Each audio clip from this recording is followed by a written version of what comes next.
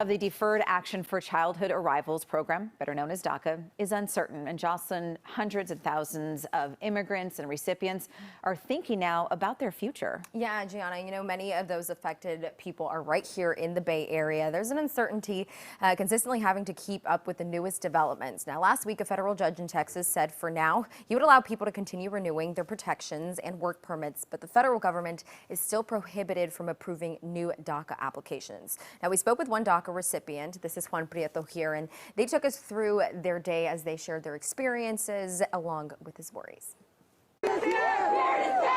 For the past few years, many young undocumented immigrants have faced uncertainty. The Obama-era Deferred Action for Childhood Arrivals program, better known as DACA, has allowed them to work in the U.S. without the fear of deportation.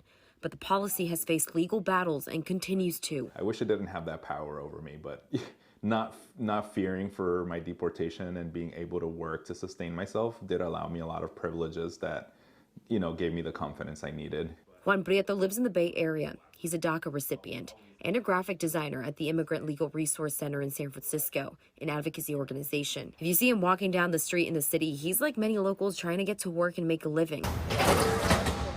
BART into the city, and then the office is a couple blocks from Civic. I'm listening to Bad Bunny and trying to get myself in the zone, the work zone, in the way that only Bad Bunny can get me in that work zone.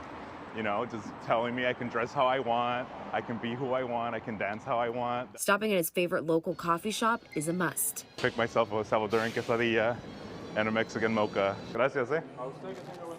The Bay Area is his home. When you're queer and undocumented, San Francisco is just a mecca of all these communities coming together to fight to retain their rights. But even though he calls it home, there's an uncertainty in the back of his mind. Juan came to the U.S. from Mexico with his parents and siblings when he was just 8 years old, but old enough to understand at least a little. I was seeing my mom cry, I was seeing my mom saying goodbye to people, but the younger one's like, we're just gonna go to Disneyland. And this is maybe a few months into having moved to the U.S. Fresh out of Mexico, there was a lot of violence that started spiking up around our neighborhood. My mom would constantly say it was a reason why we fled.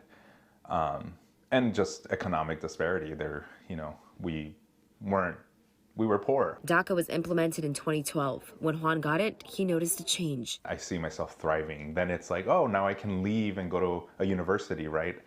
That's when I started planning to leave my community college. It just opened up the world a lot for me. He graduated from UC Berkeley in 2017. At the Immigrant Legal Resource Center, he creates graphics as they get information out to the immigrant community. My area of focus has always been detention and deportation and dwindling that down as much as possible. Because yes, Juan says he's worried for himself, but mostly he's worried for his family and community who don't have protections now. Veronica Garcia is a staff attorney at the same center. For more than a year now, the government hasn't accepted first-time DACA applicants. There's also a ton of people who applied for DACA before the ruling last July that are kind of stuck in this limbo.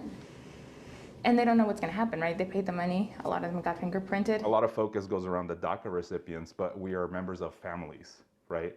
And those family members are just in the same legal situation that we find ourselves in and are just as deserving of rights, just as deserving of protections as we are. And I don't want that to get lost in the dialogue. So Juan says he'll keep fighting, taking it day by day. Yeah, and John, I think something to point out that he says is, yes, he has worries for himself, but mostly he's worried for his community, for his family, who don't have current protections now.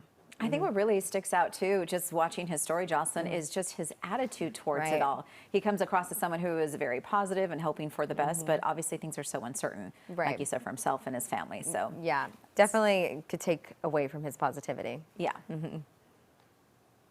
All right, well, last week, Jocelyn and I spent some time in the Mission meeting several people in our local Latino community, and there are so many of their stories to tell as we covered Hispanic Heritage Month. Yes, G, let's take a look at behind the scenes ahead of our special coverage tomorrow. I cannot wait.